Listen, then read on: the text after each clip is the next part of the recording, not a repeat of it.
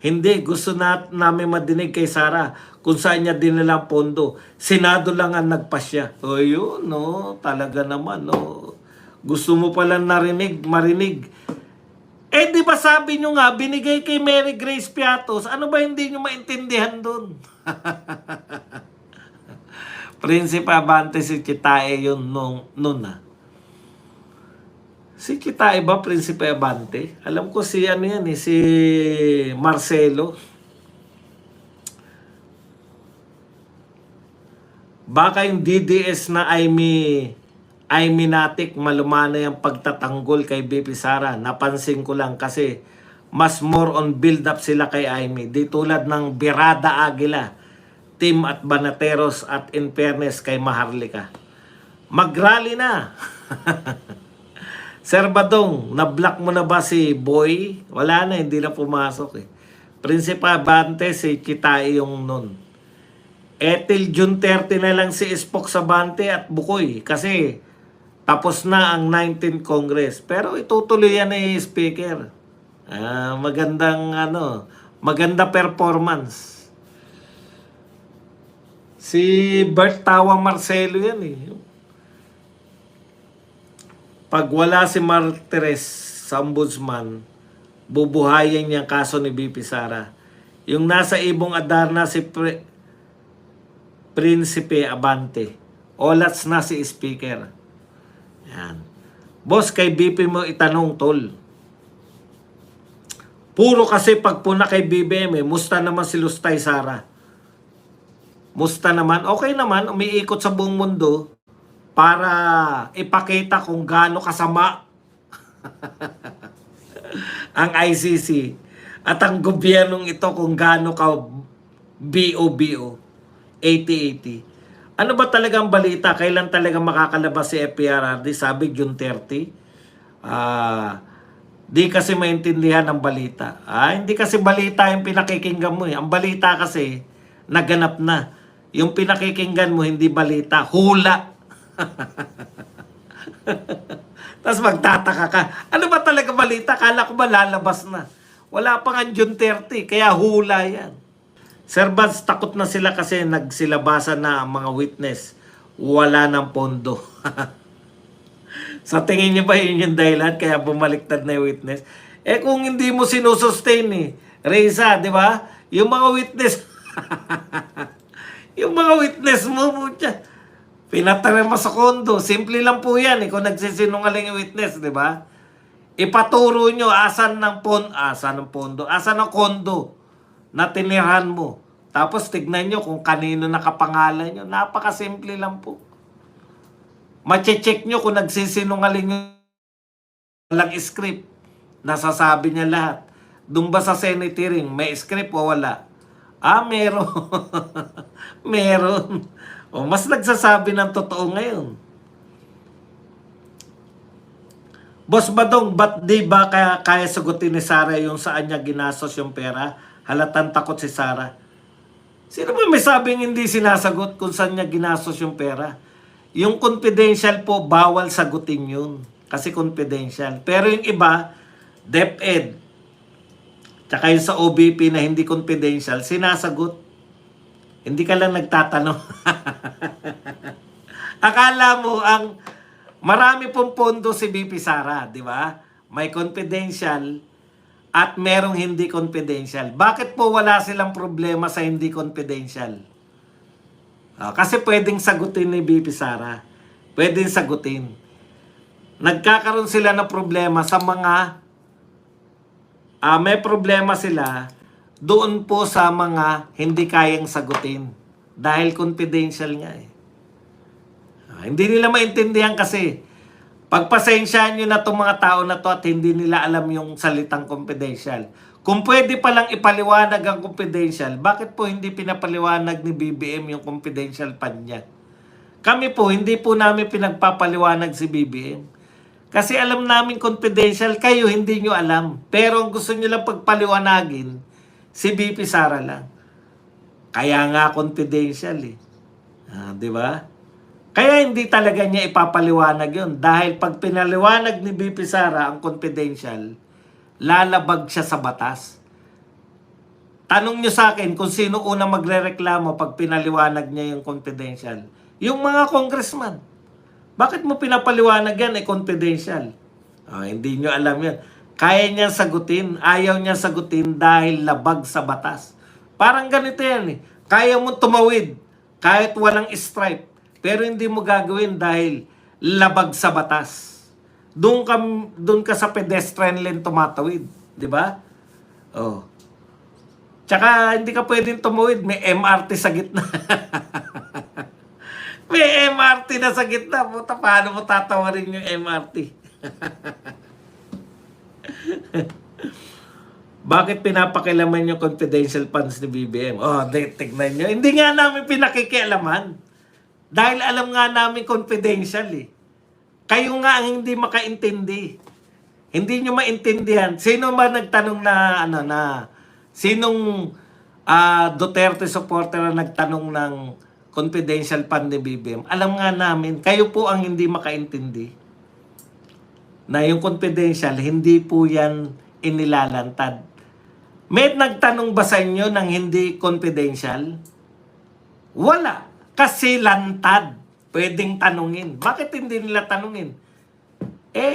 Pwedeng ipakita kung saan ginamit Pero yung confidential, alam kasi nila na hindi sasagot si BP Sara. Napakasimple lang nun.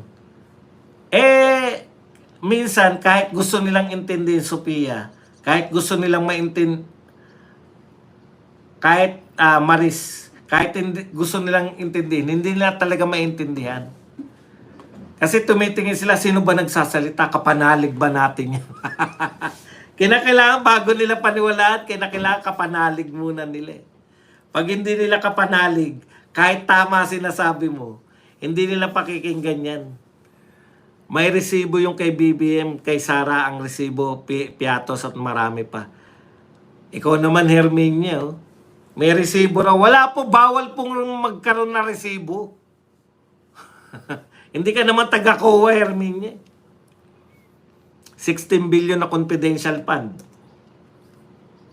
Speaker Martin Romualdez, bakit hindi binubusis at iniimbestigahan ng Kongreso at Senado para pata sa 125 million lang? Diba? Yun nga yun Ganon sila kagrabe. Pinapasakay lang ang mga Pinoy. Tsaka kung bawal lang o masama yung confidential fund, bakit yung mga may ibang ganyan, hindi nila kina-question? At tsaka sino po nagbibigay ng confidential fund? Sino po nagbibigay? Correct. Yung Senado at House of Representatives. Binabudget nila yan Kaya nagtataka itong mga ito Puta, masama pala yun. Bakit yung binabudget? Hindi po kasi masama. Pinalalabas lang nila na masama.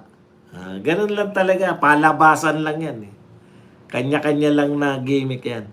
Inunahan kasi nila na tanungin si CIF ni BP, kaya tinanong din ng DDS kung saan din ginastos ang bilyon CIF ni BBM. Sibo ng drugs meron. Boss, nalilito siguro yung audience mo. Sabi kasi ni Senator Marcoleta, bakit tanging si BP Sara lang ang imbestigahan? Samantalang madaming tumanggap ng confidential fund, equality at non-partiality ang point. Correct. Hindi nga nila naintindihan yun. Kaya kailangan muna, una nilang tinitignan, hindi yung sinasabi mo. Sino yung nagsasalita? Pag sininyo Barsaga yan, kapanipaniwala. Pag sininyo Barsaga nagsasalita, kapanipaniwala sa kanila. Pero pag si Madong, huwag tayong maniwala dyan kay Manunggang. Manyak yan Manyak yan Huwag tayong maniwala dyan.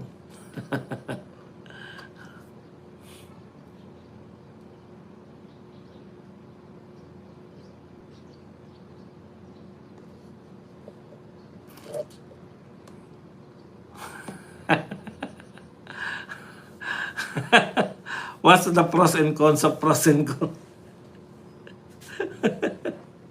Nalula sa pros and cons Bigla na patanong kay Badong Nakakatawa yung kagabi. Tapos wala na may sagot, nagmumura na Namo. Hindi totoo yung mga claims. Hindi inisa-isa yung issue ni alias rin eh. Mahirap pong paniwalaan yun kasi may previous na. Ayon nga kay Yes Show. Pangatlo mo na yan, strike 3 ka na. Sa pagbabayad ng mga witness. Yes, si Arnold Claudio. Clavio yun, na hold up, pinupuri pa, PNP. Sino sa birada mamaya? Teka. Ang birada mamaya si Bisdak, si Travelers, tsaka si PL. Nagreklamo si Arnold M. Bakit daw ninakaw pati ang pilo? Talaga na hold up ba? Pucha, maka ginugood time nyo lang ako, hindi ko nabalitaan yan Igan na hold up. Grabe, no? Galit na galit siguro kay Igan, no?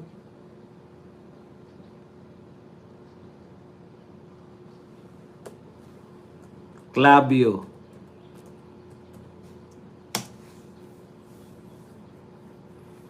Hello, Auntie Claire. Arnold Clavio na hold up at broad daylight. Grabe naman yan.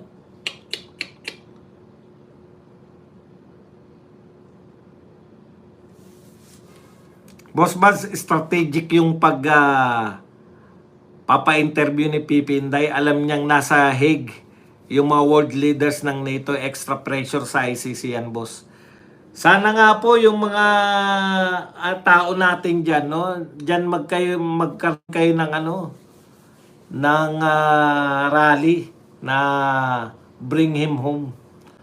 Boss Mads, message ka safe ni Boss Buds, messages ka-safe ni alias Rene, baka sakali magpa-unlock. Mag-message ako, hindi ko po siya kilala.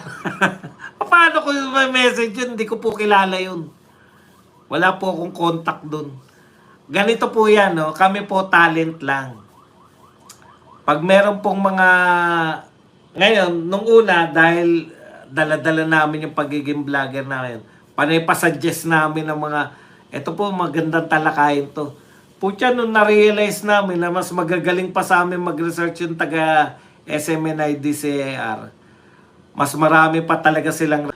Boss Bats, kapag dismiss na ang impeachment, magsasampa pa kaya sila next year? Pwede naman, sampa lang na sampa. Pero hindi na po, ewan ko kung ano pa sasampa nila. Mas gusto ko ang Berada Aguila. Thank you very much. Arnold Clavio, ninakawan ng wig. Pwede na ba imbestigahan si Risa and kasuhan kung mapatunayan strike 3 na daw yan? Saka mga kasama niya, parang walang nangyayari. Masyado naman kayo apurado. Una, naka-recess pa po yung Senado. No? Ikalawa, kalalabas lang nun rin eh. Pangkape Boss Buds, late na naman ako watching from Czech Republic. Ayan. Kailangan po ng permit sa mga dahig para mag-rally. Marlon Dumaslan, salamat sa pakape. Marlon Dumaslan, thank you very much. Sa Czech 50. Ayan. Boss Buds, sana tapat ng bahay ni Auntie Claire nangyari ang mga krimen. Boss Badong, ang ginawa nila kay Joey, testing the water para pag lumusot kay Sara nila gagawin. Hindi, alam ko kay Tatay Digong, di ba?